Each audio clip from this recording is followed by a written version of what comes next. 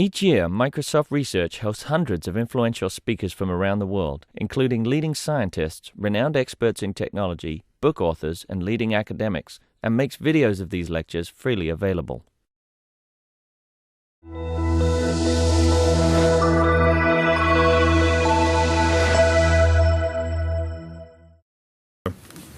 All right, let's get started. I'm Phil Fawcett from our PM team here at Microsoft Research. I had the pleasure of reading Warren Berger's book this weekend on a digital version.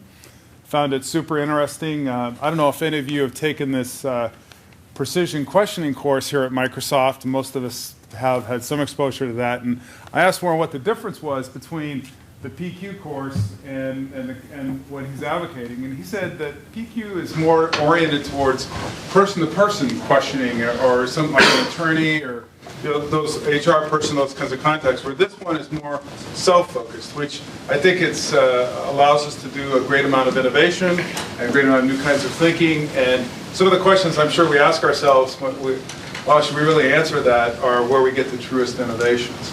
So Warren's background in writing and research on questioning innovation has appeared in Fast Company.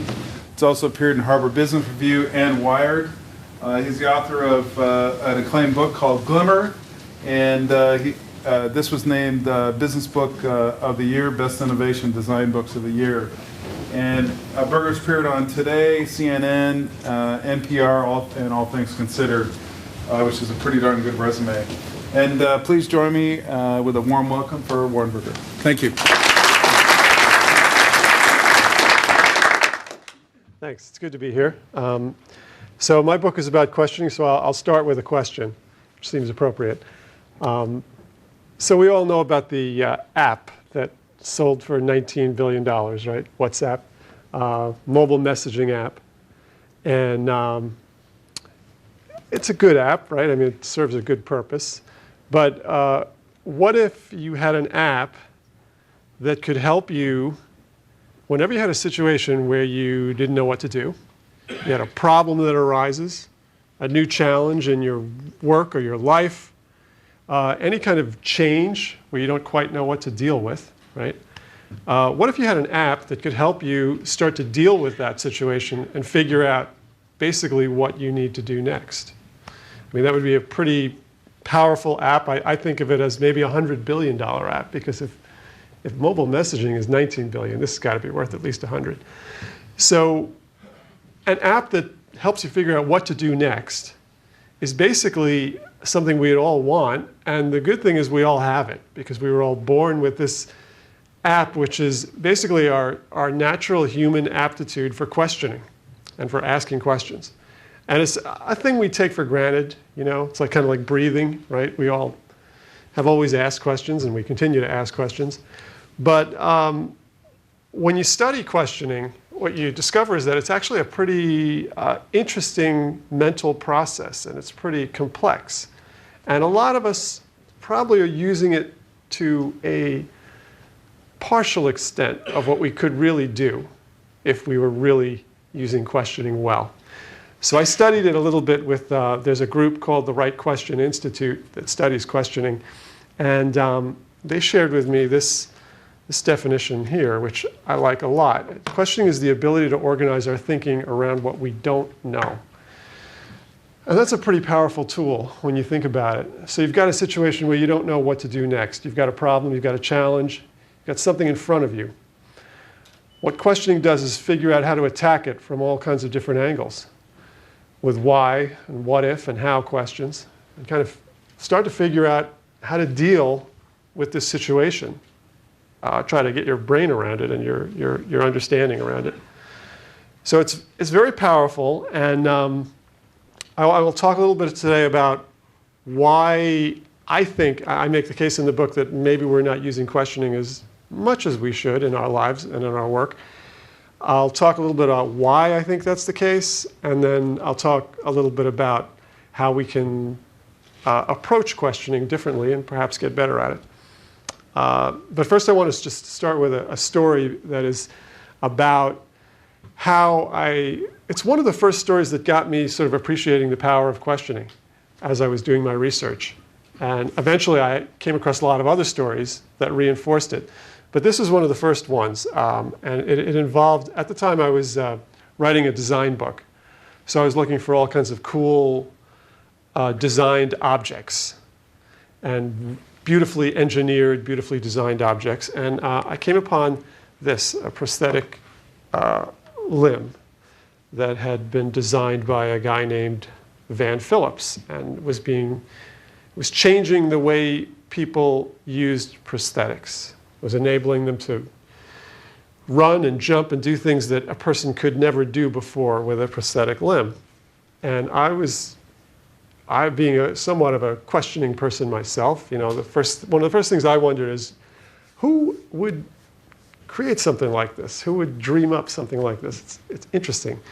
So I did some research on Van Phillips, and I got in touch with him, and I learned his story. And it's a really interesting story. So Van Phillips, when he was 21 years old, he's living a great life. He's in college. He's a broadcast major, good-looking guy, planning to go and be a news anchor when he gets out of college. And he's an athlete, and he's a runner and a water skier. And so he's water skiing one day. I think this was maybe his junior year of college. He's water skiing one day, and he's being pulled by the boat ahead of him. They're going around a blind curve in the lake, and they don't see that there's another motorboat coming very fast the other way. And there's some confusion that happens, and Van Phillips gets hit by the other motorboat. And he wakes up in a hospital the next day and peeks under his sheet. As he said to me, I was expecting to see my foot, and what I saw was an empty space. And this was the beginning of a big change in his life, obviously. And so he goes through rehab in the hospital. And when he's leaving the hospital, he's been fitted with a prosthetic foot, which at the time was a pretty standard prosthetic foot. As he described it to me, it was like a block of wood that had some foam and was colored to look like flesh color. And it was completely unresponsive to anything he wanted to do. He said the first time he tried to walk on it, he tripped immediately and became very frustrated and said, I'm an athlete. There's no way I'm going to live the rest of my life with this limb. So at that point, he starts to question what currently exists. And to me, this is an important stage that a lot of people who are innovators and questioners go through, which is, and I think of it as it's the why stage of questioning, okay? At some point, they will move to what if, and eventually they may get to how. And I think of this as sort of the holy trinity of questioning, these three questions. They often work very well together. So in Van Phillips' case, the why part was just him asking, with all the technology in the world at the time, this is the height of the space program, with all the amazing engineering, with all the great materials, why am I stuck with this limb that looks like it was made 100 years ago? And so he starts to research that why question, and he figures out that, the prosthetics industry at that time didn't attract a lot of big dollars from major technology companies, and no one really thought there was a great market there. So it was kind of an ignored marketplace. And so then Van Phillips says, I'm going to look into this myself. And he enrolls in an engineering course, prosthetics engineering course, one of the top ones in the country. Starts working on his what if questions, which are, what if we were to try different materials on a prosthetic foot? What if we were to change the design? What if we were to borrow ideas from other areas of technology? How might we begin to apply that? So he's working now on his first versions of first prototypes, and now he gets into the really hard part, which is the how stage, and he has to figure out how is he going to make this work. And very, very difficult stage for him. And for a lot of innovators and a lot of creators, it's the how part is the hard part. I mean, you've questioned what exists already. You've questioned what might be through ideation, through your own imagination. But making it work is when you start to get into some serious prototyping and failing and trying things that don't work. In his case, he would create prototypes of a prosthetic limb that he was using. He was using a material called carbon graphite, which wasn't being used at the time, and on prosthetic limbs. And he would create a prototype. He did all this in his home, incredibly. And the only thing he could do, the only way he could test the prototype was to put it on and try to walk on it or run on it. And what would happen then is it would break under him, it would malfunction, and he would end up falling, and it's a real problem. And I said to him, when I talked to him about this, I said, didn't you get frustrated, when you would try to create a limb and then you'd end up falling on the ground? And he said, no. He said, because every time the prototype broke, I learned something. So I'd say, oh, okay. He'd see that it broke a certain way, and he'd say, okay, now I know a little more than I knew yesterday. So he eventually gets through this incredible process, and he creates there he is. There's Van Phillips running on the cheetah, flex foot cheetah prosthetic limb, which was really quite revolutionary. He's still, he's gone through several versions and iterations of this, and he keeps getting better. And this is one of the latest versions he's working on. Let me see if I can get this to play. You'll see him actually testing it out. So that's Van. Guy's almost 60 years old, by the way. I love that device because it looks like an upside-down question mark, so it really works with my book and my story. But he has created, what's going on there is tremendous compression force, spring force dynamics going on within that foot that he's created. So it basically explodes every time he runs on it. It just pushes him forward. And it's really an amazing device. Oscar Pistorius used it in the Olympics. Then, of course, things went bad for Oscar Pistorius, but we won't talk about that. So, but anyway, Van, it was really interesting when he was developing that. Some of the what-if questions he was asking were fascinating. I mean, he shared some of them with me, and he wondered, one of the things he wondered was, what if you could have a prosthetic limb that had some of the same tendencies as a cheetah's hind leg, which compresses every time the cheetah jumps in a way that releases tremendous energy. The tendons in a cheetah's leg are just compress and then explode. And he wanted to recreate that in a prosthetic foot, and he did.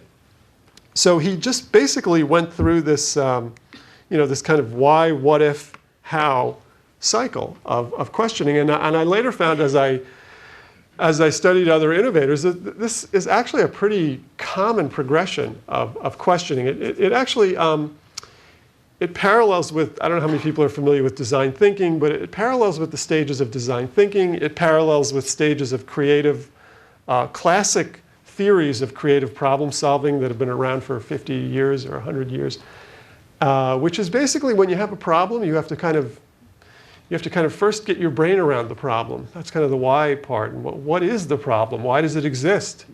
Why hasn't anybody solved it already? And then you move to the part where you begin to use your imagination. And then eventually you get into prototyping and practicalities. How do you make it work? How do you do it? So you sort of understand, and then you imagine, and then you create.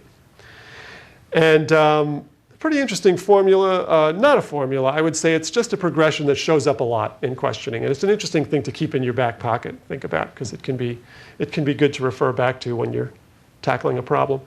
But it starts with why. It starts with that why at the top. And you have to kind of be inclined to ask why questions that maybe other people aren't asking. And when I was researching the book, I thought about this. I thought about, why don't we ask why? Why is it that a lot of us kind of maybe don't use this power of questioning as much as we might? And that took me into issues of education, which are pretty interesting, because the truth is we do start out asking why a lot. Everyone knows about kids and asking why. It's a very common phenomenon. most of us have observed at some point. I actually found a researcher who studied this and found that kids ask 40,000 questions between ages 2 and 5, about 10,000 questions a year. That's my niece, Bridget, there, and through the various stages of questioning. And I don't know if she actually asked 40,000, but she was in the ballpark, I would say. She's definitely a big questioner. The peak, this is interesting, the peak questioning is around 4, and it's girls more than boys. A recent study found that a British girl at age 4 asks her mum 390 questions a day. And she doesn't ask the father as many because when she does, he says, go ask your mum. But that's the peak time. And of course, this sometimes drives parents a little bit crazy. This has been observed by one of the great philosophers of our time, and I'm talking about Louis C.K., who has pointed out that kids, it seems like they just keep asking why, and there's no end to it, and there's no rhyme or reason to it. And Louis C.K. does a great bit. I'll just read, you guys have probably heard it, but I'll just read a couple of lines from it because it's really funny. So he's talking to his 4-year-old daughter or 5-year-old daughter, and she's saying, "Why can't we go outside, Papa?" And he goes, "Well, it's raining." "Why?" "Well, water's coming out of the sky." "Why?" "Because it was in a cloud." "Why?" "Well, clouds form when there's vapor." "Why?" "I don't know. I don't know any more things. Those are all the things I know."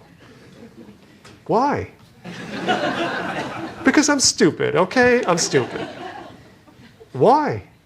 "Because I didn't pay attention in school." "Why?" "Because I was high all the time. I smoked too much pot." So it just goes on from there, and it ends up with, it devolves to the point where he's saying to his 4-year-old daughter, "Because we're alone in the universe and no one gives a shit about us." But it makes an interesting point. Questioning by kids can drive adults crazy. And one of the reasons why, which he reveals in a very interesting way in that comedy bit, it's a very deep comedy bit, but one of the things kids are doing is they're revealing what you don't know as an adult. They're asking you questions and you are understanding, gee, there's a lot of stuff I don't know. I can't answer any of these questions.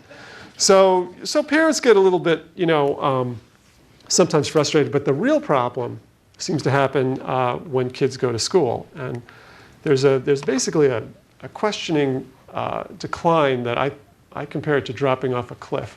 If you look at to the extent this has been measured, you see kids questioning go from hundreds of questions a day to by the time they're in junior high or high school, it's like 0. So there's this really steep drop, and there's a lot of reasons for that. Some of it probably have to do with brain development and all kinds of things, but it's pretty clear that the current education system is not really encouraging. It's not encouraging questioning by kids. It's not really set up for that. I mean, even though, you may think, well, I see kids raising their hands in class. Well, yeah, but they're not asking questions. They're answering the teacher's questions. In the typical classroom, the teacher is the one who formulates the questions. The kids are trained to answer them. It's not to say that that's a bad way to teach, but it was designed in a different time when we were trying to train people to just memorize useful bits of information and easy tasks, and then to become productive workers in factories, let's say. And we're kind of in a different world right now where we really need to do more than just train people to memorize information and give it back to you. So we really probably should be thinking about how we can shift the education model, and people are doing this, people are working on this, but shift the education model so at least a little bit of time is spent with kids trying to formulate their own questions instead of answering other people's questions. There's a great quote I came across from Neil Postman, who's a social critic, who said that children enter school as question marks and they leave as periods. So this is an issue that is big in the education world, but then, it's also continues in the workplace, because basically this is an issue for a lot of people in the workplace. Can they ask questions? Do they have permission to ask questions? If they do ask questions, what happens? Is their supervisor going to think that they're a pain in the neck? Or here's a great one. A lot of times you ask a question in a workplace or a company environment, and what you hear back from the boss is, I don't want people bringing me questions. I want people bringing me answers. I want solutions. I don't want more questions. And which is a really bad thing to say to your employees, because what you're saying is, not only do I want you to identify problems and opportunities, but I want you to figure the whole thing out before you ever come to me. I want you to have the complete answer and then bring that to me. And of course, that's not very realistic. We may be talking about very complex problems that involve the whole company should be working on. So there's an issue. And I think companies are coming to terms with it. We know that, a lot of, in the startup culture, there's a great appreciation of questioning. And I think larger companies are starting to recognize the importance of this, that there's a real value in creating what I refer to in the book as a culture of inquiry, which is just a corporate culture where people feel very comfortable asking questions and where they feel that questions are valued almost as much as answers, because the questions have the potential to do a lot of things. I noticed the other day an interview with an executive by the name of Satya Nadella, who just has taken over at Microsoft. And he was talking about this kind of thing. I mean, he was saying, Microsoft has operated as if we had the formula figured out and it was all about optimizing. So what he's saying there is that he's concerned about people operating as if the answers are known already and we just have to figure out how to maximize. And what I think he's saying is that the questions are really important within this culture. And he also says at one point, how do we take the intellectual capital of 130,000 people and innovate? And he says, one of the things that drives me crazy is when people say, this is how we do it. This is how we do things here. So I think this is a common issue in corporate America. The idea that we're in an innovation society, an innovation business culture. We know that companies have to be innovating and changing all the time. So if we're going to tap into the brain resources of our company and the ability to ask great questions that exist through the whole company, how do we do that? How do we create an environment where people are going to come to work and they're going to ask questions instead of going through kind of the routine? I don't know the answer to it. I mean, I'm working on it. It's one of the things I address in my book, some of the ways that I think companies can do it, but I'm just really at the beginnings of the research on that, and I plan to really pursue that question of how companies create a culture of inquiry. But we do know it's important, and we do know that, I mean, this is not news about the value of questioning and the importance of questioning and the connection of questioning to innovation. I mean, Einstein was telling us this decades ago. Einstein said that he spent 10 times as much time on the question as he did on the answer, because the question was the key. If you get the question right, it's going to lead you in the right direction. So I think Einstein would agree with the premise of my book. And what's going on now, in fact, is even more extreme than when Einstein was alive, because of the nature of change, the fact that we're in this dynamic changing world. Technology is changing things so quickly that we now have this situation going on, which is that questions are rising in value while answers are declining. The reason being that as you get into a world of just dynamic change, of exponential change, what happens is answers become so quickly obsolete, they become so quickly incomplete, and they need to be adapted and changed constantly. And questions are the ways that you do that. The questions are the ways that you update your answers and expand upon them and figure out what doesn't work anymore and what has to work now. I also, when I was doing the book, it was interesting one of the things I did was I traced back a lot of innovations. I looked at a lot of breakthroughs, and I worked backwards from the breakthrough to the origin. And it's amazing how many times when you go all the way back to the origin, you're at a question. You arrive at a question that somebody was working on, somebody formulated, somebody came up with that question, and that started the whole thing that eventually led to the breakthrough. one of the more famous ones is, you guys may have heard this one, but this is a question, why do we have to wait for the picture? Does anybody know what that led to? Or can you guess maybe? Yeah, Polaroid. So this was a question that was the Polaroid instant camera. So this was a question that was asked by the 3-year-old daughter of Edwin Land. And he was a brilliant scientist, engineer. And he was not working on cameras at the time. He was working on, I believe he was working on polarized headlights for cars. And he was having a lot of trouble because the car companies didn't want to deal with him. They had no interest in what he was doing. His company was kind of struggling. And he goes on vacation with his family and his 3-year-old daughter, and he takes a picture with a standard camera at the time. This is 1940s, early 40s, I believe. Takes a picture and says, okay, now we got to send it out, and we'll be able to see the results in, a week or whatever. And so the little girl says, why? Why do we have to wait? Why can't we just look at it now? And so that question stays with Edwin Land, and he eventually says, he starts to ask why, right? He says, yeah, come to think of it, why? Why do we have to wait? Is there another possibility? What if? So now he moves to the what if stage, right? What if we were to, instead of taking the film and sending it to a dark room, what if we had the dark room somehow inside the camera? So then he has to figure out how, and that's the hard part. How do you get a dark room inside a camera? Not easy. But anyway, that led to the Polaroid instant camera. And this question here is the question that led to the cell phone. Martin Cooper wondered this question.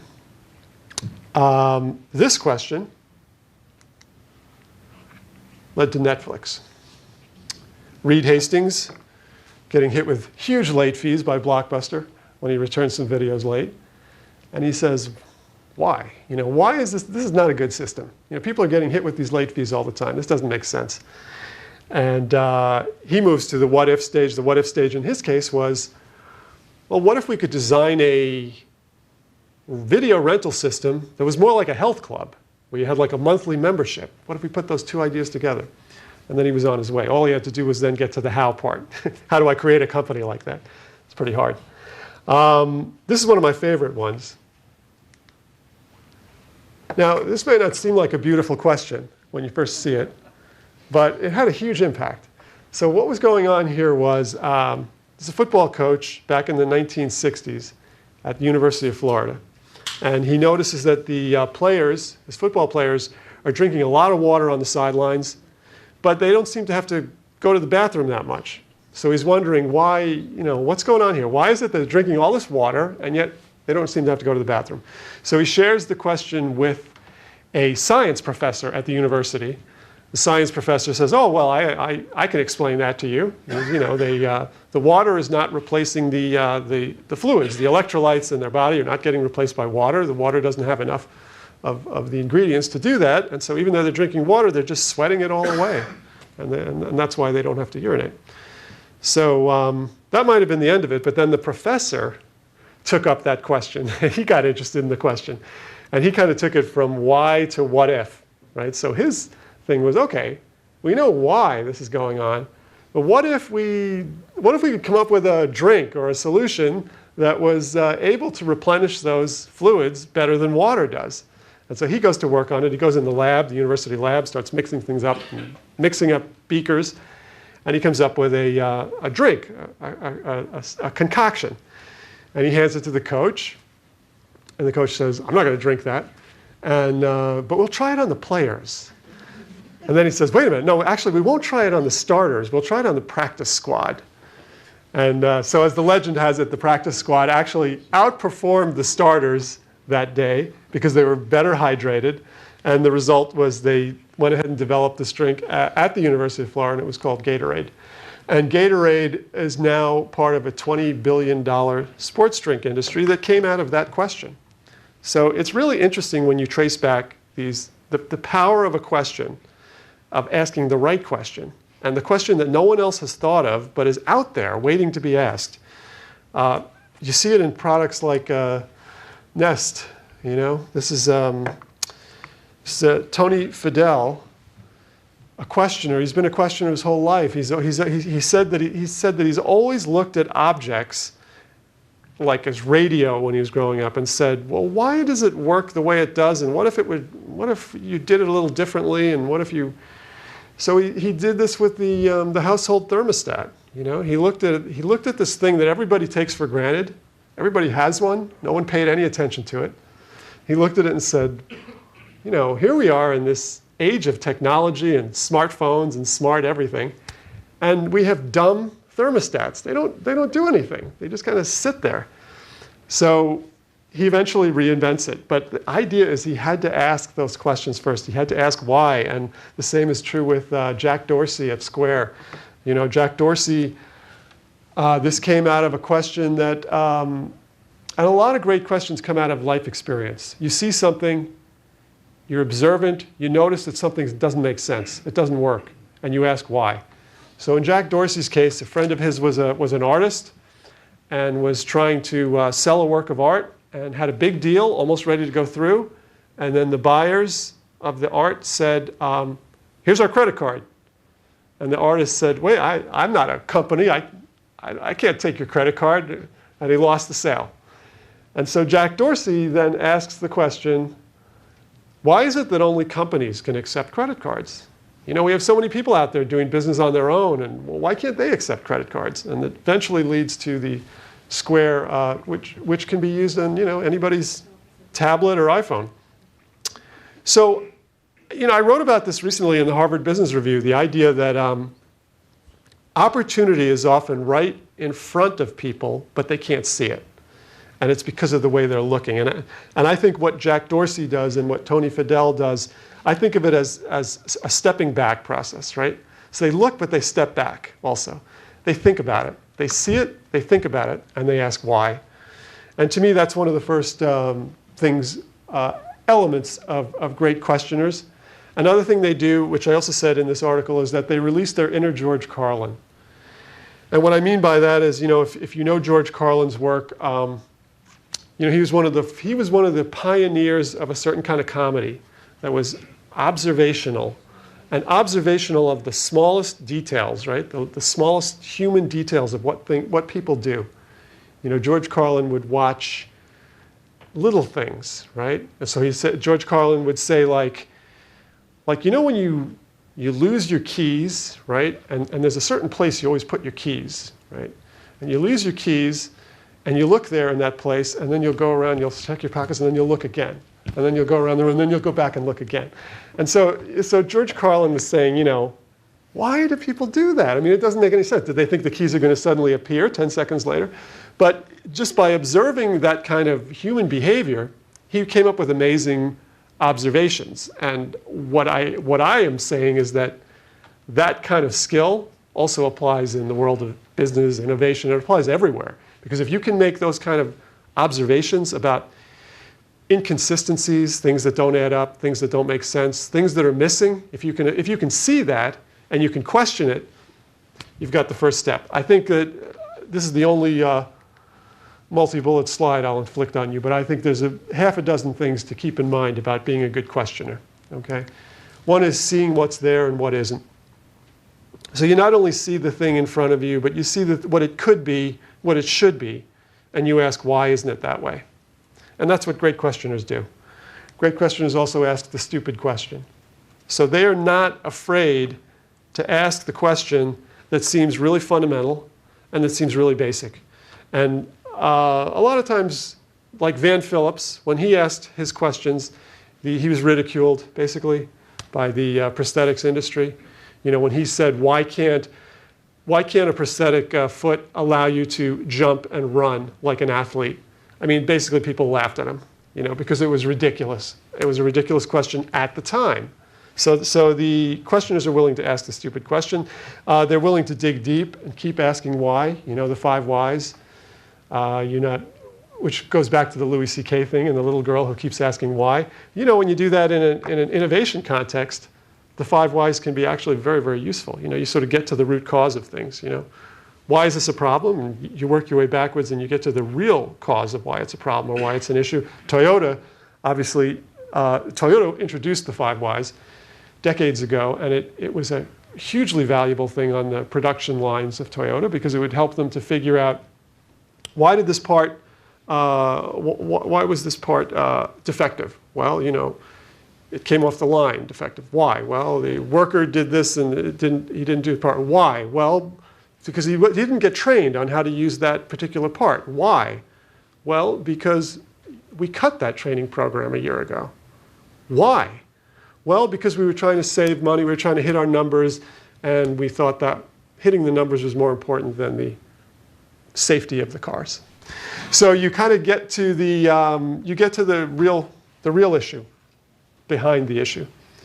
Another thing that good questioners do, they imagine what if. I talked about this already. They go from why to what if. And another thing they do is they live with the question. So we kind of live in a culture right now, in a world where we expect instant answers to our questions. And we think that search engines and whatever, using Google or using Bing or whatever, we can just basically punch in whatever question we have and get an answer like that. And the really difficult questions, the ones like all the ones that we've been talking about today, those people are living with those questions for a long, long time, and they're iterating through the question. The question is changing. It's evolving as they're working on it. So it's not like an instant answer. You've got to spend time with these questions. And then you have to move at some point from asking to action. And that's where I go back to my own little progression of why, what if, and how. At some point, you've got to get to how questions. Because otherwise, questioning without action to me is just, it's philosophy, right? And that's okay. Not that there's anything wrong with philosophy, but if you want to get results out of your questioning, you've got to figure out how you get from why to what if to how. And how is prototyping, how is testing, experimenting, trying things out, seeing what works. The other day was Einstein's birthday. And so Einstein, again, I'll come back to him. He said, the important thing is not to stop questioning. He also said, never lose a holy curiosity. Einstein was like the champion, all-time champion of questioning. So for Einstein's birthday, I was thinking about some of the people I admire or some of the people who are great questioners today. And it's not just innovators, it's people in the arts, it's people in entertainment. So I decided, I'm gonna do a fun thing with what happens when people, or the people out there who are releasing their inner Einstein, and since it's we live in a BuzzFeed world, I decided to do this with some celebrities. So this guy's interesting. I don't know if you can identify who that is. That's Benedict Cumberbatch. So Benedict Cumberbatch is a guy who is, he's an actor, but he's asking questions about government, politics. He's a really engaged, interesting guy who's out there questioning everything. Anyone know who that is? It's Laura Linney. So Laura Linney, this is a great example of how actors use questioning. After taking it apart, I read the script and ask why. I ask why until there's no more why to ask. Every detail she's questioning. So it's interesting, the same kind of questioning techniques that apply to invention and innovation apply to art, apply to performance, they apply to so many things. They apply to music. That's Kanye West releasing his inner Einstein. This is a guy who questions not only music, but then he goes into other fields where he brings a beginner's mind, and he's questioning those fields, which I think is pretty great. Anybody know who that is? He's in my book. That is Matt Damon releasing his inner Einstein. And Matt Damon, he's involved in this water.org cause, which is trying to bring water to people who need clean drinking water around the world. He's working with a guy named Gary White. And everything they do is through questioning. I mean, they start with, what is the problem? Why aren't people getting the water right now? And it's amazing what the reasons you find out. I mean, it's not always the obvious thing you think. They discovered that political corruption plays a huge role, because what will happen is someone will come in and build a well system or a water system, but then somehow people get in the middle of keeping that water from getting to the people who need it, and all of a sudden graft becomes involved and all kinds of things. So they have to question, why aren't the existing systems working, and what if we try something different? And in their case, what they're trying to do is figure out, what if local communities can create the source of water themselves if they have the right funding? So that's the beautiful question that he's working on and that water.org is working on. My own beautiful question is, how might I get more people interested in the power of questioning?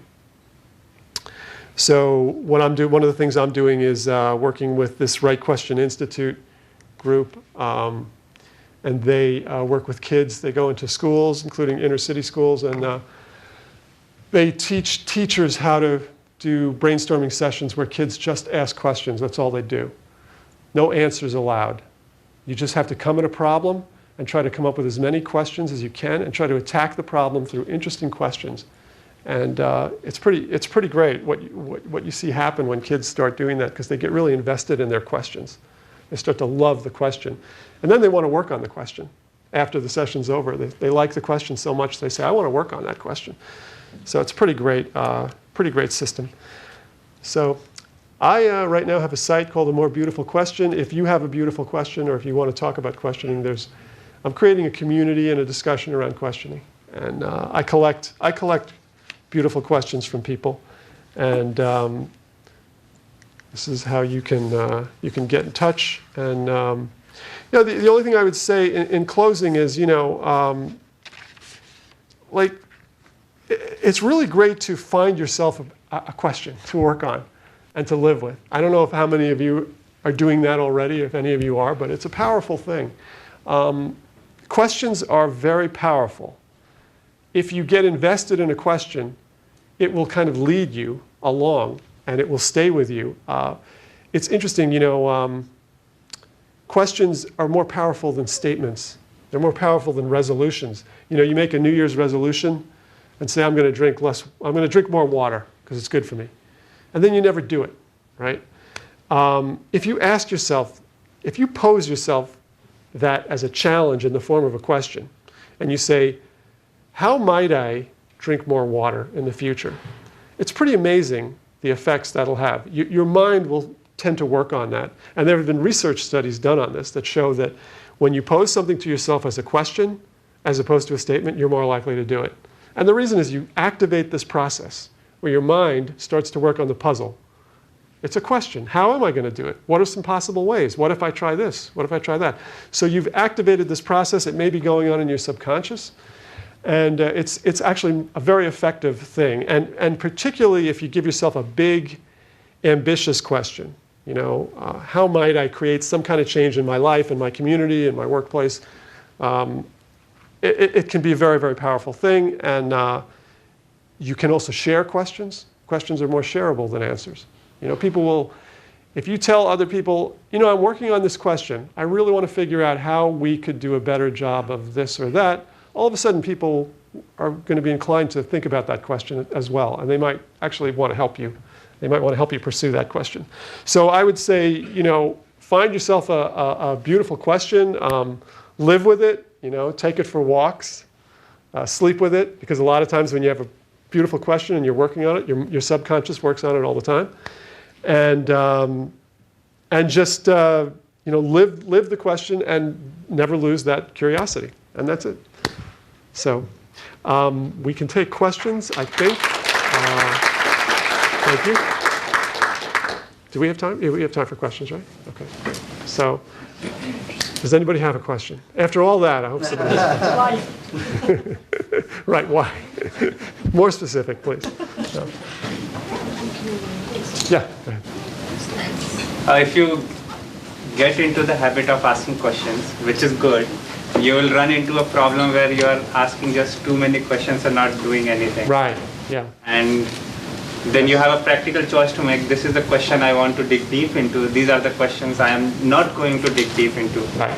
And why choose a question A and not choose question B? Yeah. And it's a big dilemma.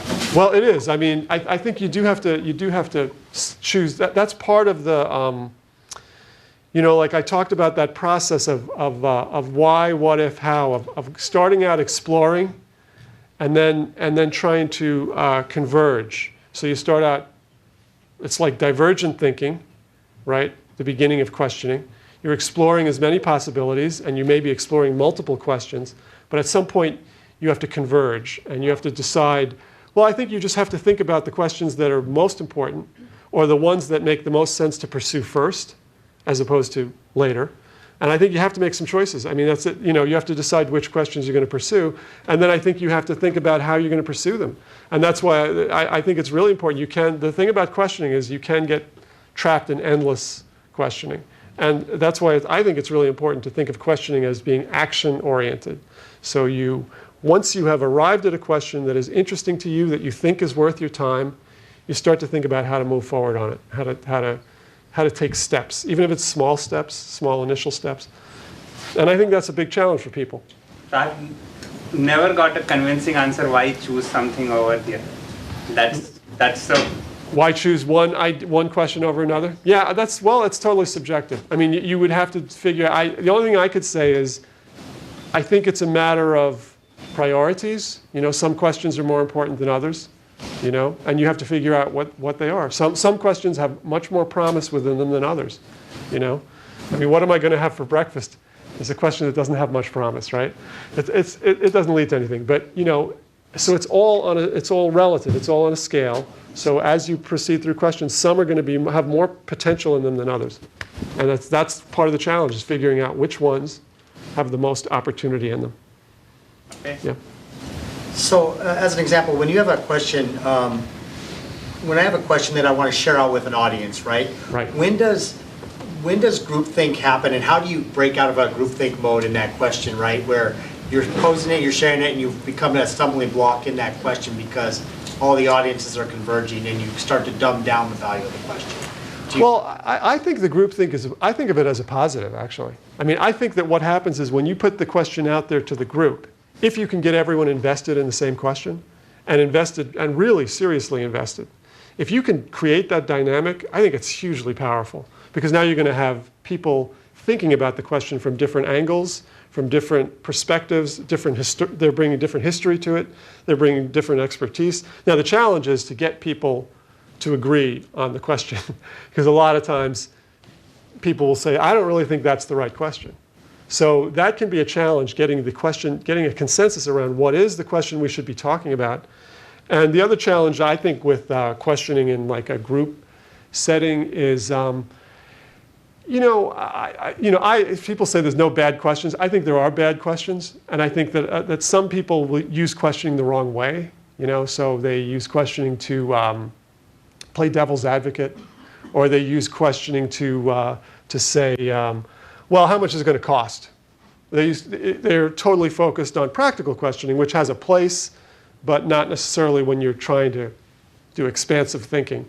There you kind of want more open-ended questioning.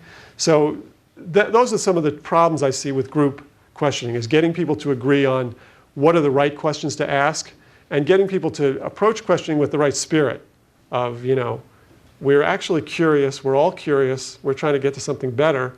We're not trying to score points. We're not trying to be, you know, shoot someone down or whatever, you know. So that to me is one of the challenges. Yeah. I have a comment on your answer. You said there are bad questions. The examples that you gave, I believe they are not necessarily bad questions. The situation is bad for that question. Right. It could be. You're right. You're right. That's actually true. Bad question. Well, I do think, though, that there are some questions. You know, what's a bad question to me is like a question that where the person asking it isn't really curious about the answer. In other words, they're asking the question to make a point, to show off, to put someone in their place. Yes, I understand that. Right. I was just particularly commenting on those questions. Yeah, I agree. Like, you're probably talking more about the practical questions. And the practical questions definitely have a place. Although what I think with practical questions is you have to separate them out sometimes. Yes. And they come in later, you know. The how, they're in the how stage. So, but when you're in the why and what if stage, you kind of want to push those practical questions aside a little bit. Yeah, in the back? So there's an online question around emergent curriculums, and for kids, like, are there particular curriculums that support more questioning that are better for kids for life Well, there's a lot right now going on with sort of inquiry, learning by inquiry, and I think that's what's being referred to there. And people are trying all different approaches, and I think they're all worth trying. I mean, I don't think anyone has the answer on it yet. I think there's a lot of experimentation to be done about how best to use questioning within an academic setting, and there's probably a lot of ways to do it. I mentioned the Right Question Institute and what they're doing. That's one way. You know, they have these they have these exercises they do that last a half hour or whatever. So that's one way, but there's all kinds of ways. I mean, Montessori does interesting things with learning by inquiry and learning by experimentation. So there's all different approaches, and I think that schools are just going to have to figure it out over time. And I think a lot of them are trying to. They're starting to work on it. But the big challenge maybe is teachers have to, it's a big adjustment for teachers. You know, teachers have to, and I totally sympathize with teachers on this because it's hard. I mean, if they open up the classroom to more questioning by students, there's a certain amount of control that they're giving up. And also there are time issues. They have to meet a certain amount of the curriculum within a time frame, and if they open it up for questioning, it's not as efficient because kids may be asking questions that are a little bit off topic. And so then what do you do? So it's very challenging for teachers to sort of do that reversal where they give up some of the authority, they give up some of the power of questioning, and they turn it over to the students. Very challenging. But I think it's worth trying to do.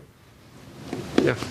So you mentioned questioning behavior dropping off as children go through adolescence. Right. But then you framed it up in an academic context. And I was wondering if you'd looked for the status of experimental behavior amongst adolescents across different cohorts over time. Yeah. Are teens today more likely to do what they're told, or are they still kicking out crap and raising hell the way they always have? Yeah, well, I mean, if you're talking about like questioning as a form of behavior, see what I'm talking about with that chart is actually verbally asking questions in class. What your chart said. What I was asking is, if you look at the nature of the human animal, are they truly getting less inquisitive? No, I don't think so. No, it's just how I think it's about how it gets. It's about how it gets expressed. I think so. In fact, I talked about this with one teacher, big expert in the education world, and she said, you know, when we think those kids are asking less questions, they're still asking questions. They're just not doing it in class. They're finding other ways to explore. They're finding other ways to ask questions, but they're not doing it in the classroom. So I think what's going on in the classroom is just about whether or not kids feel comfortable raising their hands and asking a question. And there's all kinds of things that impact that comfort level. And one is peer pressure from the other kids, because I talked to this guy, Jack Andraka. You know, he was on 60 Minutes. He's 16 years old, and he invented a new way of screening for cancer, and it's pretty amazing. And he did this, you know, while he was in high school. And so I figured, you know, he's like one of the smartest high school kids in the world, right? And I asked him, "Do you ask questions in class?" And he said, "No." And he's incredibly curious. Outside of class, he's questioning all the time. He's doing experiments, he's exploring. But in school, he doesn't. And he said the reason why is because, number one, he can tell his teachers aren't interested in his questions. And number two, he said the other kids think it's really uncool to ask questions. So you're dealing with a multi-dimensional problem there. I was writing about this the other day in the blog Mindshift. And I was saying that one of the things teachers need to do, in addition to creating the space and the safety and all of that, is somehow they need to make questioning cool. And that's really challenging, right? Because if all the kids think it's uncool to raise your hand and ask questions, how do you reverse that? You know, and I was saying that maybe one of the things you do is, you know, you help kids understand that all this cool stuff they love came out of questioning. You know, all these gadgets and all these products they love, you know, are a result of questioning. And maybe that's one of the ways you start to change the viewing of questioning.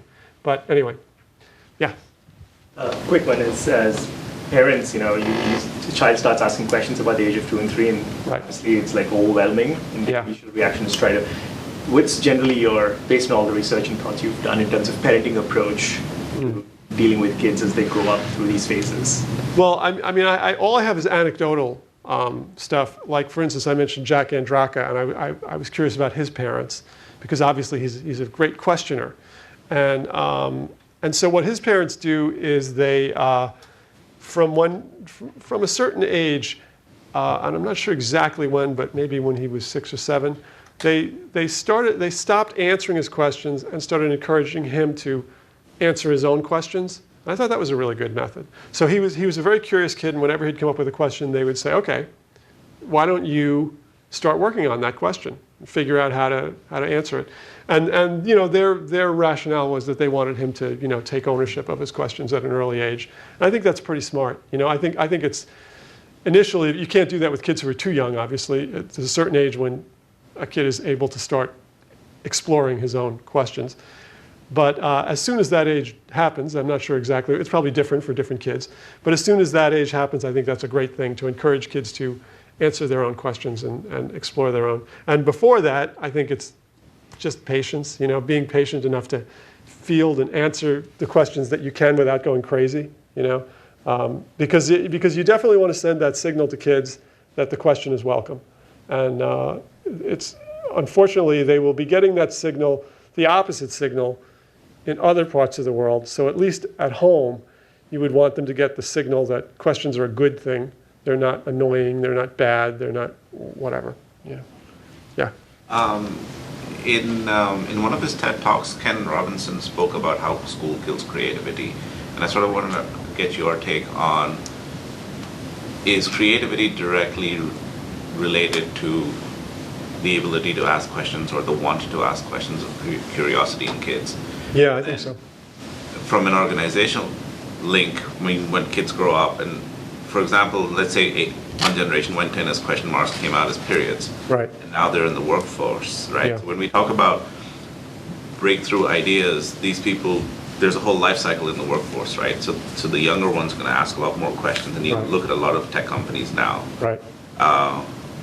You have the startups with the really young, bright ones asking the why question. Right. Coming up with things like WhatsApp. Yeah. And the companies that have been around for a while, like the Oracles and us to some extent, are at that stage where we have to reinvent. Is that because people have to be retrained to ask questions, or as opposed to following?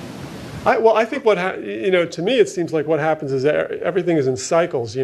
So the challenge for companies that have been around a while is that they already went through that cycle in the past of asking the why questions, and then they got into a more established mode where they're trying to sort of protect what they have or optimize what they have, feeling, okay, we've built something pretty solid here. How do we optimize it and get the most out of it?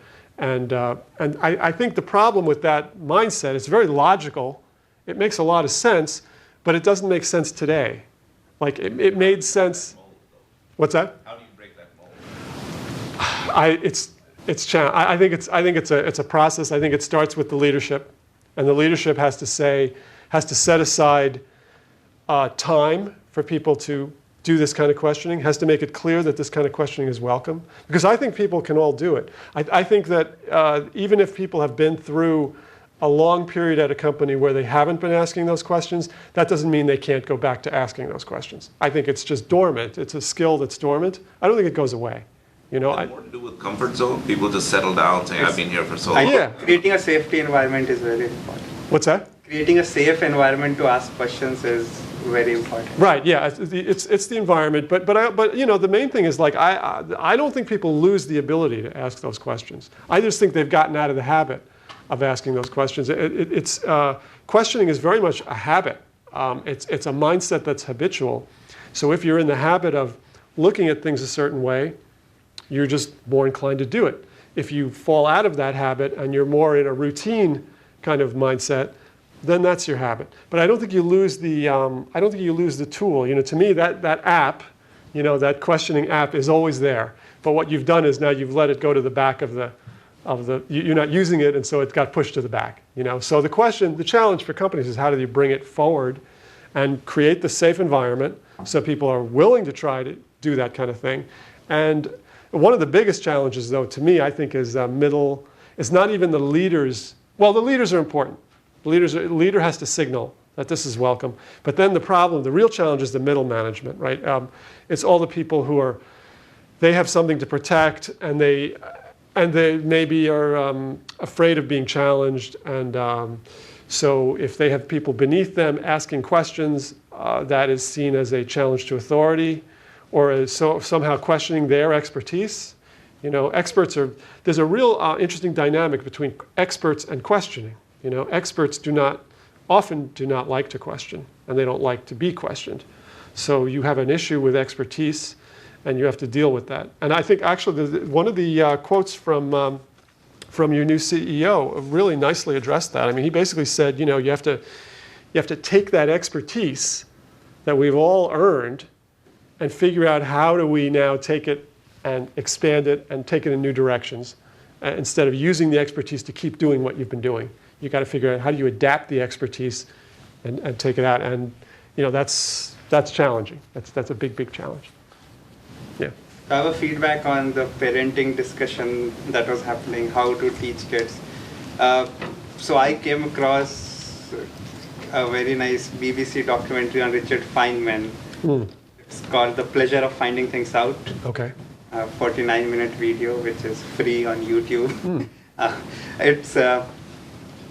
I would encourage everybody in the audience, and if you have not come across, you as well, that very interesting way of teaching kids how to constantly question and keep that curiosity. Did he develop this way of doing it, or? No, he talks about how his father taught him how to start asking questions and why he is where he's at. So it's done by a British guy named Christopher Sykes. What's it called? The Pleasure of Finding Things Out. Pleasure of Finding Things Out. Okay. Yes. Make a note of that. And I'm going to actually register those so we can do book signings. So okay. thank you so much. Great. Sure.